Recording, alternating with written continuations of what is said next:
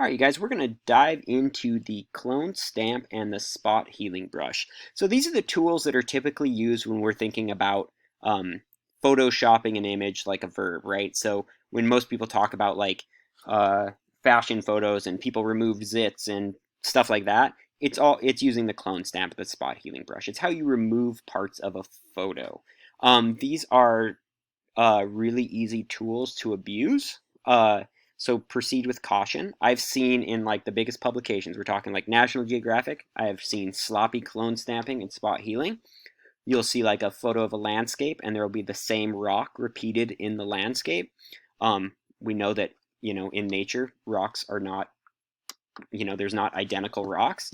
And so that just tells me that the photographer was just cutting corners and did some sloppy clone stamping and spot healing brush using. So there are rules that are going to help you avoid that type of thing.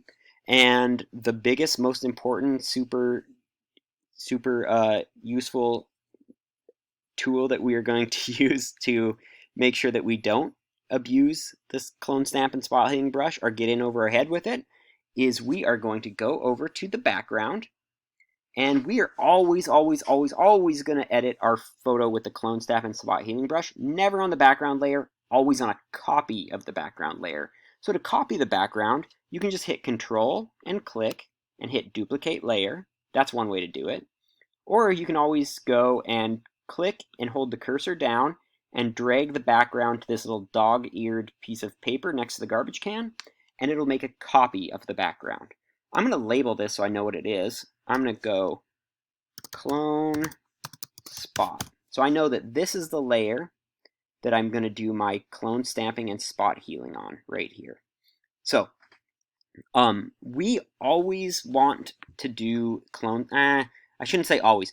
You usually want to do your clone stamping and your spot healing before you start doing your color correction edits, right? So this is like we pull our image into Photoshop, we straighten it, we crop it, we clone stamp. Now, there's some people that would tell you otherwise. That would tell you, oh, you can do this anytime in the process. I find when there's multiple layers, your adjustment layers mixed in there, it gets a little confusing. And so I try to do it right at the beginning. So, also, it's a really easy step to screw up, and so I don't want to screw up a photo that I've spent a lot of time working on. I'd rather just screw it up right at the beginning and then have to go backwards, right? Because you're never going to, unless you hit File, Save, you're never going to be able to not back out of it, especially if you have a copy of the background. So, remember, we always have the History tab, which records all the things that we do to our image. But remember, there's limitations. I think you can record up to 35 actions. The spot healing brush and the clone stamp, it's easy to get in over your head on history, because if we were just to grab this tool, I know that I haven't explained how to use it, and I just start clicking around, right? I can click, and it will get rid of this snake. But notice every time I click, I can get rid of my buddy Matthew over here.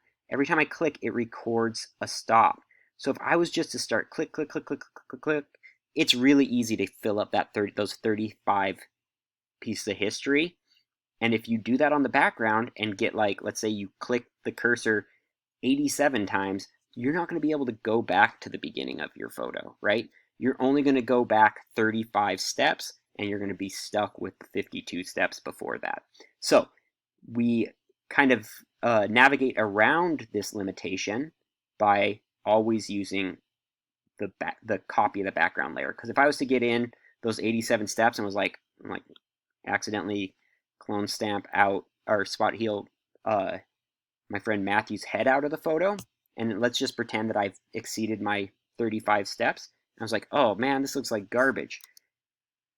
And I couldn't go back because I have too many steps. I can always, if I'm on the background or a copy of the background, I can just drag it down to the garbage and go back to the beginning. So that's why we always, always, always want to use the clone stamp spot heal brush on a copy of the background.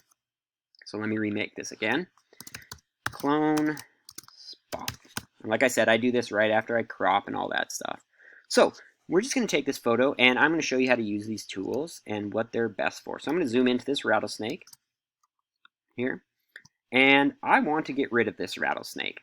So right here, is our spot heal brush. It looks like a band-aid over a little circle. Underneath it, there's the healing brush. We're not going to use that for this. We're going to use the spot healing brush. And then down here is the clone stamp. The keyboard shortcut for clone stamp is S. The spot healing brush is J. So I'm going to use the spot heal brush real quick. And up here is it's a brush, so you can adjust the size and the hardness and the spacing of it. So I don't want to use a really hard edge brush. I'll show you what that will do. I want to use usually a kind of somewhere in the middle. And I also don't want to go down to 0. I want to use somewhere in the middle, maybe in the 30s, let's say. And I want the size of my brush to be just slightly bigger than the object that I'm trying to remove. So with the snake, I don't want it to be so big that it's covering the whole entire snake, like, let's see. Oop, I'm sorry. Like this, right? Like I don't want it to be that big. I know it's hard to see that.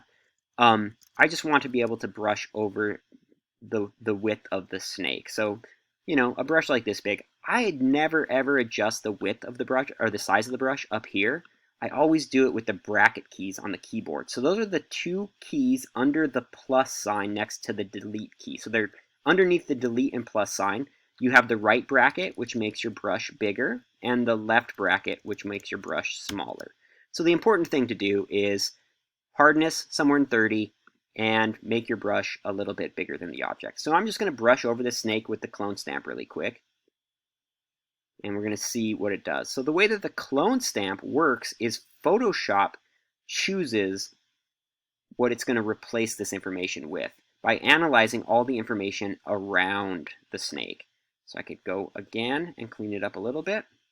So we see that it's kind of soft, but if we zoom out, because we're at 300%, all of a sudden the snake disappears. And remember, right, you want to use this tool zoomed in. You know, 100%, 200%, 300%, something close. You don't want to do spot healing way out like this with a big old brush like that, because you're just it's gonna get really sloppy. So always make sure that you're zoomed in to, like, you know, at least 100%. I'm gonna go 200%. So if I click this off and on, there's a snake, there's without the snake. So let's actually jump back before I got rid of it. And I'll change the brush a little bit. So, you know, when I had it and it was kind of like soft, like this kind of soft diffuse look, it's because the brush might have been a little bit too soft. So let's actually make the brush a little harder. Let's go up to like 51. Okay, I'm going to click out of that. Oops. I'm going to edit undo that because I accidentally clicked in there. It's going to take a second because that was a big area. Make my brush a little smaller, and I'm just going to brush over with a 51% hardness brush. And this is an experimental thing, right? Like, there's no right, wrong answer. You're going to find what works for each thing. So that's a little bit crisper right there. But remember, we're also zoomed into 200%. So you zoom out, that looks pretty good to me. So remember, the spot heal brush, I always get these confused, works by you just click and drag over the thing you want removed, and Photoshop analyzes the information and replaces it with whatever's around it. It works really good in areas like this where there's like really uniform big areas. Where it doesn't do so good is in areas where there's borders between like what this grass looks like and what the road looks like. So let me show you an area where it might not look good. So I'm going to make this bigger. I'm going to try to get rid of my buddy Matthew here. So I'm just going to paint over him. And this might work and it might not. Let's see. It's going to take a second to process it. It is kind of a slower tool to use. Let's see. Holy cow. Well, it shouldn't take that long, but it's also recording as I'm doing this, so. Okay, so it got rid of Matthew, but it does look a little weird. It actually did a better job than I thought it would, but it usually doesn't work so good when there's weird borders. And that's usually not when I would use the spot healing brush, it's when I'd use the clone stamp, but to be honest with you, it did a pretty good job. I actually accidentally hit it again right there, and that's why it's recording that. Oh man, I'm hitting it all over the place. It's kind of freezing up my computer. I'm going to pause this video real quick, and I'll be right. Alright, sorry about that. It kind of froze up my computer a little bit, but so it did a pretty good job of removing Matthew, but I don't think it's, you know, if I zoom in close to it, you're going to start seeing some weirdness going on, like the weirdness, softness of the brush there. That's not really the tool that you'd want to use to remove something that large. We'd not want to use the clone stamp for that. So, and I will say the spot healing brush in the last, 5 years of Photoshop has gotten a lot better. Like 5 years ago, if I was to use the spot healing brush and try to remove Matthew like that, it would have done a horrible job. So let's go down and now look at the clone stamp. So the clone stamp, just like the spot healing brush, you can change the size up here. You can change the hardness. Same rules. I'm going to use somewhere in the middle, 30 to 50, somewhere in there. Let's go 40. You can also change the size of it with the right bracket to make it larger, the left bracket to make it smaller. Remember, those are the keys that are right under the plus sign on the keyboard. So the way that the clone stamp works is Photoshop's not going to tell you what you're going to replace the information with. You're going to tell Photoshop what to replace the information with. So I'm going to zoom in to Matthew here, and I'm going to start removing Matthew. So I'm going to make my brush a little bit bigger than like maybe his leg here. And I want to take this information right here and paint it over his foot. So I'm going to grab this information by hitting Option. So when I hit Option, my cursor turns to this little bullet point, and I'm going to click. That's selecting that information. And now I'm going to drag it over here. So now what it's showing me is I've taken this information over here and moved it here. And now if I click and hold the cursor down and slowly paint, you see to the left that it's actually showing me the information that I'm painting over it. We see that it started picking up his other foot here. So I'm going to click over here, select, paint over that. I'm going to go right here, paint over that, and I'm going to just slowly kind of start painting Matthew out. And the benefit of this, or the best way to use this, is by clicking a lot of different places. Not just clicking one spot, but I'm going to click a bunch of spaces and just slowly paint Matthew out and blend him into the background. So the clone stamp is really useful for like heavy lifting, right? So we're getting rid of like a really big part of this photo, Matthew here. And so this is like the heavy lifting tool. And then we could also use the spot healing brush to go in and break up some of that repeated information. Remember I told you about seeing the repeated rock in National Geographic? That's because they did exactly what I just did with Matthew and didn't do the cleanup part of it. So now I'm going to take the spot heal brush and I'm just going to clean up these selections a little bit, or these areas a little bit. Man, for some reason that has taken forever. But I'm not seeing too much repeat information. I see this little area right here. There's two rocks that are, right, this and this are the same rock. So I'm just going to click over that one, get rid of it, click over it again. And, if I zoom out, that's pretty good, right? Like, I think this looks a little wacky in here, so I'm just going to paint over it. But all in all, I think that's a really good way of doing that. And so now I'm going to go up here, I'm going to remove this truck really quick. I'm just going to click over it with the spot healing brush, see what it does. Yeah, that looks good. Boom. So now we got rid of the snake and Matthew.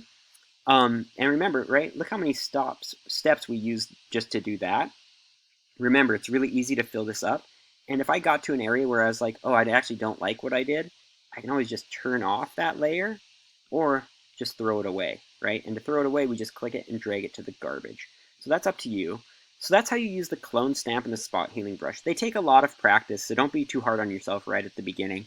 It does take a long time. Remember, the important things to do, always use a brush that's somewhere, between 30 and 50 in hardness, unless you're trying to clone stamp on like really hard edges, like the edge of a building. And the other thing is always do it zoomed in. You never want to use these tools zoomed out. You want to be to at least 100% zoomed in. You can check that down here. So that's how you use the clone stamp and the spot healing brush. I hope that was useful.